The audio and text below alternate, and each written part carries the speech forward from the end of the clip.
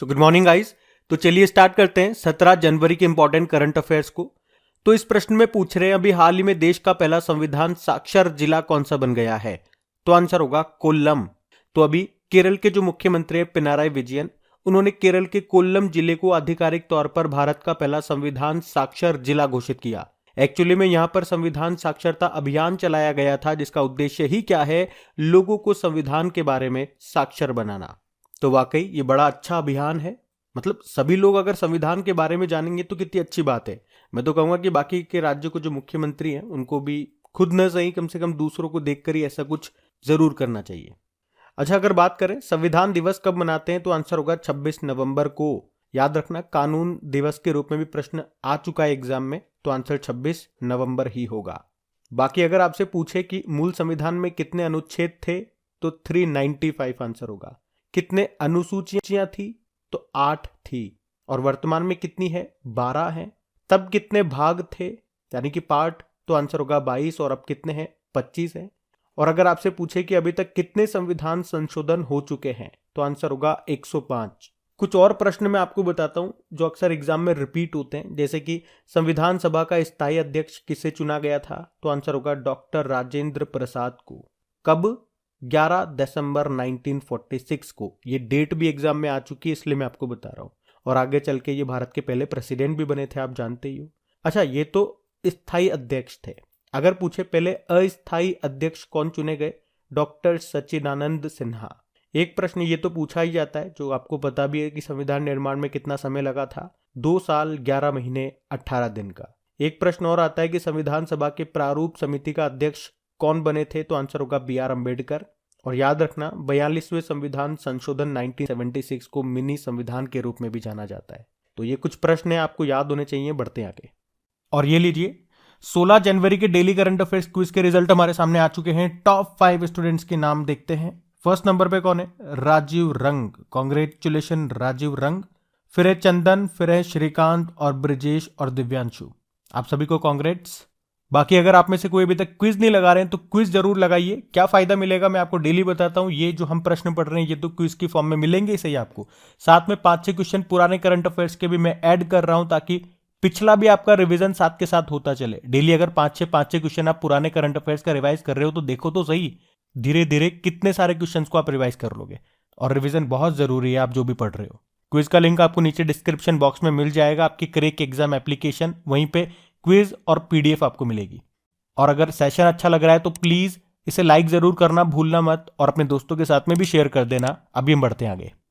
फिर बताइए, अभी हाल ही में अंधता नियंत्रण नीति लागू करने वाला पहला राज्य कौन सा बन गया है तो आंसर होगा राजस्थान। तो अभी राजस्थान सरकार ने 13 जनवरी को अंधता नियंत्रण नीति यानी कि ब्लाइंडनेस कंट्रोल पॉलिसी को लागू किया है। तो राइट टू साइट विजन के उद्देश्य के साथ ये नीति लागू करने वाला राजस्थान देश का पहला राज्य बन गया है, इसलिए ये प्रश्न इंपॉर्टेंट हो जाता है। तो राज्य में 3 लाख से ज्यादा दृष्टिबाधिता से पीड़ित लोगों के जीवन में रोशनी लाने के उद्देश्य से इस पॉलिसी को लागू किया गया। आपको बता दूं, देश में 2020 में अंधता प्रसार दर 1.1% थी, जिसे right to sight vision policy के द्वारा 0.3% तक लाने की दिशा में काम किया जाएगा। आप जानते हो वर्ल्ड साइट डे, दृष्टि दिवस कब मनाया जाता है, 12 अक्टूबर को। और इसी से रिलेटेड है एक Braille day, world Braille day, वो 4 जनवरी को हम मनाते हैं। आप जानते हो अभी ब्लाइंड T20 वर्ल्ड कप 2022 का आयोजन हुआ था, जो कि इसका तीसरा संस्करण था, जो कि भारत में हुआ था। उसको तीसरी बार भारत ने ही जीता है। अभी भारत ने किसको हराया था, बांग्लादेश को। और इसके ब्रांड एम्बेसडर कौन बने थे, ये प्रश्न आएगा तो युवराज सिंह बने थे। चलो बताओ, अगर प्रश्न पूछा जाता है एग्जाम में कि दृष्टिबाधित लोगों के लिए भारत का पहला इंटरनेट रेडियो जो कि नागपुर में लॉन्च हुआ था, उसका नाम क्या है तो आंसर होगा रेडियो अक्ष। आपको याद होगा आरबीआई ने दृष्टिहीन लोगों के लिए किस नाम से एक मोबाइल एप्लीकेशन को लॉन्च किया था, ताकि वो करेंसी नोट कितने वैल्यू का है ये जान सकें। तो आंसर होगा, उस एप्लीकेशन का नाम है मनी, MANI मनी। पूछ सकते हैं इसकी एप्लीकेशन भी, कई बार इस तरह के प्रश्न आते हैं। मनी में ए का मतलब क्या है, आई का मतलब क्या है, तो फुल फॉर्म होगी इसकी मोबाइल एडेड नोट आइडेंटिफायर। तो ये भी कुछ इंपॉर्टेंट फैक्ट्स है, इनको भी ध्यान रखना। हम बढ़ते हैं आगे। फिर बताइए, अभी हाल ही में राष्ट्रीय स्टार्टअप दिवस कब मनाया गया तो आंसर होगा 16 जनवरी को।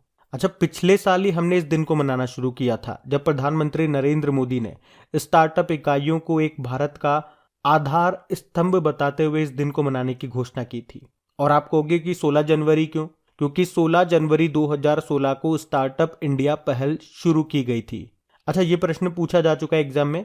ये जो स्टार्टअप इंडिया ये पहल है, इसको किस मंत्रालय ने शुरू किया था? तो वाणिज्य व उद्योग मंत्रालय, जिसके मंत्री हैं पीयूष गोयल। तो भारत में स्टार्टअप्स की सफलता की सराहना करने के लिए ये नेशनल स्टार्टअप डे के रूप में मनाया जाता है, ये ध्यान रखना। और अभी वाणिज्य मंत्रालय ने 10 से लेके 16 जनवरी तक स्टार्टअप इंडिया इनोवेशन वीक के रूप में भी मनाया है, ये भी ध्यान रखना। बाकी देखो, जनवरी में कौन कौन से डे मनाए हमने। 1 जनवरी को वैश्विक परिवार दिवस मनाया। 1 जनवरी को डीआरडीओ ने अपना 65वां स्थापना दिवस मनाया। 4 जनवरी को वर्ल्ड ब्रेल डे होता है। 6 जनवरी को युद्ध अनाथ दिवस है। 9 जनवरी को प्रवासी भारतीय दिवस है। कौन से नंबर का? 17 नंबर का, इंदौर में मनाया गया। 10 जनवरी को विश्व हिंदी दिवस है।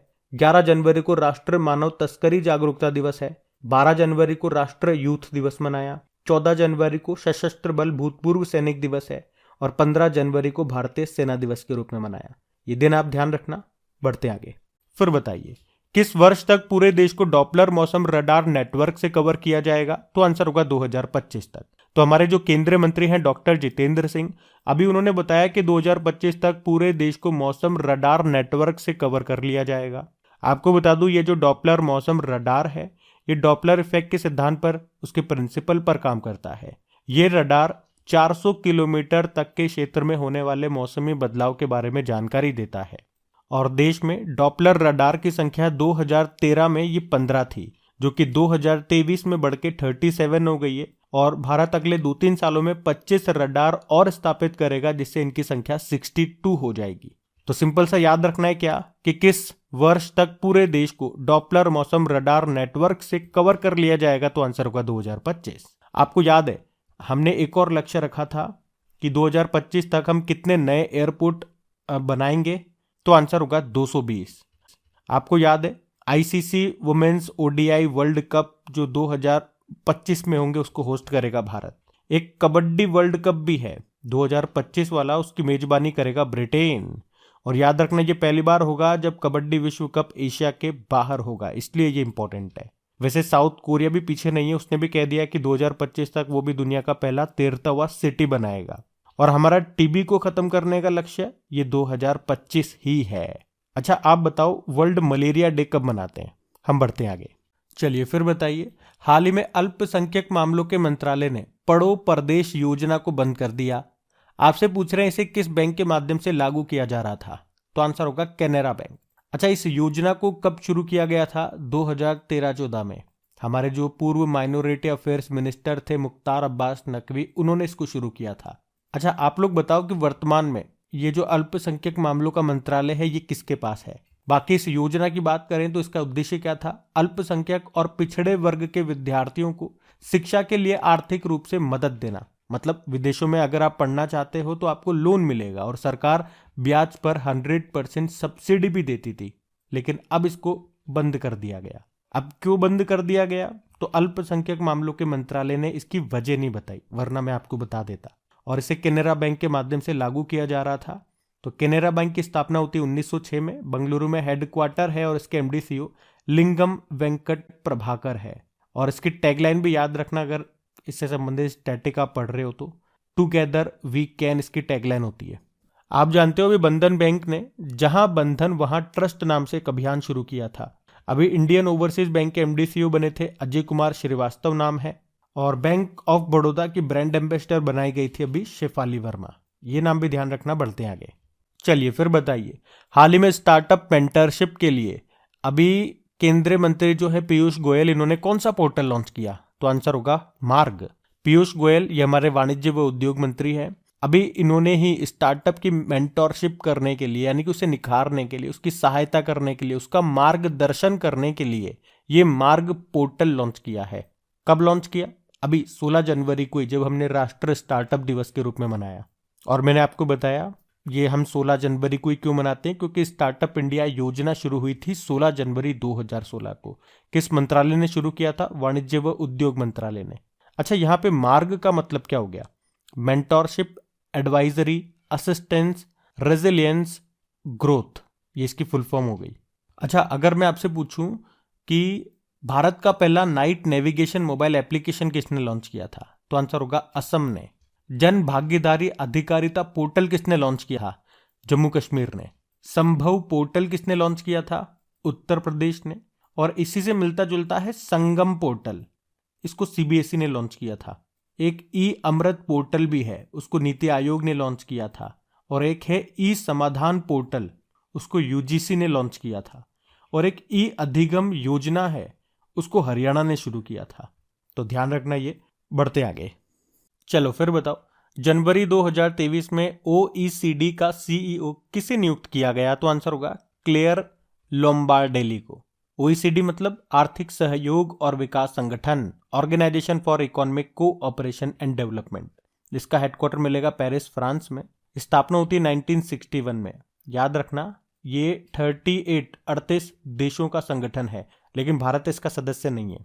तो अभी यूके की है ये क्लेयर लोम्बार्डेली, जिनको ओईसीडी का सीईओ नियुक्त किया गया है। वे यूके ट्रेजरी की मुख्य आर्थिक सलाहकार हैं और वे अब किसकी जगह लेंगी, फ्रांस की लॉरेंस बुने की जगह लेंगी और ओईसीडी की ये सीईओ बन गई हैं। आपको याद होगा अभी इंटरनेशनल लेबर ऑर्गेनाइजेशन के डायरेक्टर जनरल बने थे गिलबर्ट होंगबो, और इस पद पर आने वाले ये पहले अफ्रीकी भी हैं। यूनाइटेड अरब अमीरात की पहली महिला अंतरिक्ष यात्री हैं ये नोरा अल मतरोशी। अंकटाड की पहली महिला महासचिव बनी थी रेबेका ग्रिन्सपैन। ये नाम भी न्यूज में थे, ध्यान रखना। बढ़ते आगे, फिर बताओ, अभी 14 जनवरी 2023 को किस राज्य में जल्लीकट्टू समारोह शुरू हुआ, तो आंसर होगा तमिलनाडु में। तो तमिलनाडु में होता है ये जल्लीकट्टू समारोह। क्या है ये, तो ये बैल को कंट्रोल करने, उसे वश में करने वाला एक खेल है, जिसमें क्या होता है, एक सांड को, एक बैल को भीड़ में छोड़ दिया जाता है और वहां पे मौजूद जो खिलाड़ी होते हैं वो ज्यादा से ज्यादा समय तक सांड की कुबड़ को पकड़ करके उसे काबू करने की कोशिश करते हैं। अच्छा, इसी तरह से कर्नाटक में भैंसों की दौड़ होती है, उसे क्या कहा जाता है, उसे कंबाला कहा जाता है। लेकिन बात तो यहाँ तमिलनाडु की है, तो ये रहा मैप में तमिलनाडु। देखो, उसकी कैपिटल चेन्नई है और चेन्नई में आपको चमड़ा अनुसंधान केंद्र मिल जाएगा। हमने कहा इंडियन ओवरसीज बैंक का हेडक्वार्टर यहाँ मिल जाएगा। और आपको याद होगा 2022 में 44वां फिडे शतरंज ओलंपियाड, जो कि पहली बार भारत में हुआ था, ये चेन्नई में हुआ था। और भारत का पहला निजी रॉकेट इंजन कारखाना ये कहाँ पे खुला, चेन्नई में। और भारत के पहले ड्रोन कौशल प्रशिक्षण सम्मेलन का आयोजन ये भी चेन्नई में हुआ। बाकी यहाँ के मुख्यमंत्री MK स्टालिन है और उनकी आत्मकथा है उंगलिल ओरुवन। गवर्नर है RN रवि। आपको याद होगा RTI जवाबदेही में सबसे खराब प्रदर्शन करने वाला राज्य तमिलनाडु रहा। नीलगिरी ताहर, जो कि यहाँ का राजकीय पशु है, उसके संरक्षण के लिए नीलगिरी ताहर परियोजना को इसने शुरू किया था। एक रिपोर्ट के अनुसार महिलाओं को रोजगार देने के मामले में कौन सा शहर टॉप पर रहा, तो आंसर होगा चेन्नई। और अभी पूर्वोत्तर राज्यों को समर्पित ऑक्टेव 2023 समारोह का आयोजन ये तमिलनाडु के तंजावुर में हुआ था। भारत का पहला नेशनल फूड सिक्योरिटी म्यूजियम, खाद्य सुरक्षा संग्रहालय, ये भी स्थापित किया गया तंजावुर में। तंजावुर में कौन सा मंदिर है, बृहदेश्वर मंदिर है। अभी फ्रेंड्स ऑफ लाइब्रेरी कार्यक्रम शुरू किया था तमिलनाडु ने ही। तमिलनाडु से एक टेबल टेनिस प्लेयर का नाम याद रखना, अचंता शरत कमल। अभी 2022 का मेजर ध्यानचंद खेल रत्न पुरस्कार उनको मिला था। अच्छा, देश का पहला डुगोंग संरक्षण अभ्यारण्य ये तमिलनाडु में बनेगा। सिलेंडर लॉरिस के लिए भारत का पहला अभ्यारण्य तमिलनाडु में स्थापित किया जाएगा। सत्यमंगलम टाइगर रिजर्व ये तमिलनाडु का है। भारतनाट्यम ये यहाँ का क्लासिकल डांस है। 2 न्यूक्लियर पावर प्लांट आपको यहाँ मिलेंगे, कुडनकुलम न्यूक्लियर पावर प्लांट और एक कलपक्कम न्यूक्लियर पावर प्लांट। और याद रखना, जो तमिल है ये शास्त्रीय भाषा का दर्जा पाने वाली पहली भारतीय भाषा है। तो ये सारे इंपॉर्टेंट पॉइंट्स यहाँ से याद रखना। बढ़ते आगे, चलिए फिर बताइए, अभी जनवरी 2023 में विश्व आर्थिक मंच शिखर सम्मेलन का आयोजन ये कहाँ पे किया गया, तो आंसर होगा स्विट्जरलैंड। तो वार्षिक वर्ल्ड इकोनॉमिक फोरम समिट का आयोजन ये अभी 16 से लेके 20 जनवरी 2023 तक किया गया। कौन सा संस्करण था, 53वां, 53 नंबर का। कहाँ पे हुआ, दावोस, स्विट्जरलैंड में। और इस समिट में भारत की ओर से अश्विनी वैष्णव जो कि हमारे रेल मंत्री हैं, मनसुख मांडविया जो कि हमारे हेल्थ मिनिस्टर हैं, स्मृति ईरानी और भी कई मंत्रियों ने इसमें हिस्सा लिया। अच्छा, इसकी थीम क्या है, कोऑपरेशन इन अ fragmented world. World Economic forum की बात करें तो स्थापना होती है 1971 में। हेडक्वार्टर मिलेगा आपको कोलोग्नी, स्विट्जरलैंड में। इसके संस्थापक थे क्लॉस श्वेब। अच्छा, वर्ल्ड इकोनॉमिक फोरम कुछ रिपोर्ट्स जारी करता है, जैसे कि global gender gap report, global risk report, global travel and tourism report, global competitiveness report. इन सबको जारी करता है वर्ल्ड इकोनॉमिक फोरम, तो ये भी आप ध्यान रखना। बढ़ते हैं आगे। चलो बताओ, अभी जनवरी 2023 में वनडे क्रिकेट में 5वें सबसे ज्यादा रन बनाने वाले खिलाड़ी कौन बन गए? तो आंसर होगा विराट कोहली। तो अभी 15 जनवरी 2023 को विराट कोहली ये वनडे क्रिकेट में इतिहास में 5वें सबसे ज्यादा रन बनाने वाले खिलाड़ी बन गए हैं। उन्होंने ये स्कोर केरल में श्रीलंका के खिलाफ भारत के तीसरे और अंतिम वनडे सीरीज के दौरान बनाया, और वे महिला जयवर्धने को पीछे छोड़ करके 5वें स्थान पे आ गए हैं। और वनडे फॉर्मेट में अब विराट कोहली के 268 मैचों में 12,754 रन है। और वैसे मैं आपको बता दूं कि वनडे में सबसे ज्यादा रन बनाने का रिकॉर्ड सचिन तेंदुलकर के नाम है। उन्होंने 463 मैचों में 18,426 रन बनाए हैं। और आपको याद होगा कि 4,000 T20 इंटरनेशनल रन बनाने वाले पहले प्लेयर ये विराट कोहली हैं। तीनों फॉर्मेट में भारत के लिए 100 मैच खेलने वाले पहले खिलाड़ी विराट कोहली हैं। मतलब 100 टेस्ट, T20 और 100 ODI। और अभी नॉइस के ब्रांड एम्बेसडर भी बने थे ये विराट कोहली। अब आपको बताएं, हम कल के करंट अफेयर्स का क्विक रिवीजन करेंगे, उसके बाद होमवर्क क्वेश्चन देख करके इसको एंड करते हैं। तो पहला प्रश्न पूछा गया था कि मिस यूनिवर्स 2022 का खिताब किसने जीता? तो आंसर होगा आर बोनी गैब्रियल ने। फिर पूछा था भारतीय सेना दिवस ये कब मनाया गया? 15 जनवरी को। फिर पूछा कि यूरोपीय संघ ने पहले मैनलैंड सैटेलाइट लॉन्च पैड का उद्घाटन कहां पे किया? स्वीडन में। फिर पूछा कि राष्ट्रपति द्रौपदी मुर्मू ने गुयाना और किस देश के राष्ट्रपति को प्रवासी भारतीय सम्मान पुरस्कार से सम्मानित किया? तो आंसर होगा सूरीनाम। फिर पूछा था कि प्रधानमंत्री ने विकासशील देशों को चिकित्सा आपूर्ति प्रदान करने के लिए अभी कौन सी परियोजना शुरू की? तो आंसर होगा आरोग्य मित्री। अगला प्रश्न था सोल ऑफ स्टील चैलेंज ये कहां पे लॉन्च किया गया? उत्तराखंड में। फिर पूछा था अभी किस देश के एक व्यक्ति ने प्राचीन भाषाओं में मिरर टाइपिंग किताबें बना करके गिनीज वर्ल्ड रिकॉर्ड बनाया? तो आंसर होगा इटली, और उन व्यक्ति का नाम है मिशेल सेंटेलिया। फिर पूछा था कि अभी दुनिया की पहली पूरी तरह से डिजिटल पार्टी कौन सी बन गई? तो आंसर होगा बीजेपी।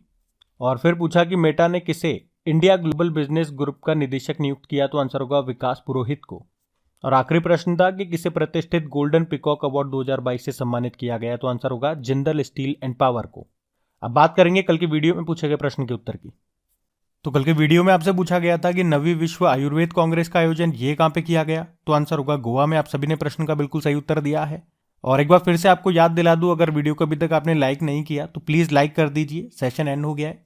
और अपने दोस्तों के साथ में प्लीज एक बार इसको शेयर जरूर कर देना। जो भी आपका स्टडी ग्रुप हो गया, व्हाट्सएप पे, फेसबुक, ट्विटर, इंस्टाग्राम, जो भी सोशल हैंडल आप यूज करते हो, एक बार शेयर जरूर करना। अब ये रहा आज का आपका होमवर्क प्रश्न। इनका क्विज बना करके अपलोड कर दिया गया। पीडीएफ भी आपको मिल जाएगी आपकी क्रिक एग्जाम एप्लीकेशन में, जिसका लिंक नीचे डिस्क्रिप्शन बॉक्स में है। Thank you.